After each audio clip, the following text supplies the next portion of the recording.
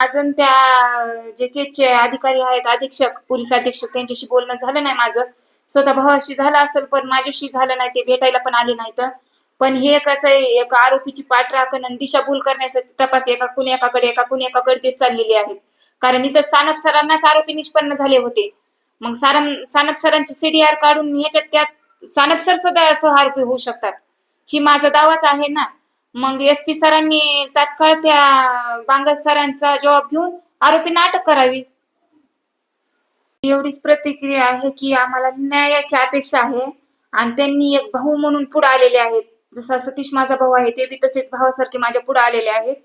आणि एसपी सरांना एवढंच आव्हान आहे की एसपी सर तात्काळ जाऊन त्यांचा जबाब घेऊन आरोपींना अटक करा. कारण त्यांनी डायरेक्ट सांगितलं आहे की माझ्या देखत झाला आहे. टेबलवर स्वतः समोर माणसाचा तुकडा ठेवलेला होता.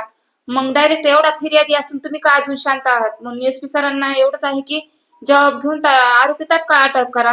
त्यांच्या रक्तातले आहेत म्हणजे कोणते आरोपी आहेत हे पण म्हणजे त्यांच्या जबाबात ते नाव सांगतीलच ना. तर मग आरोपीला अटक करावा.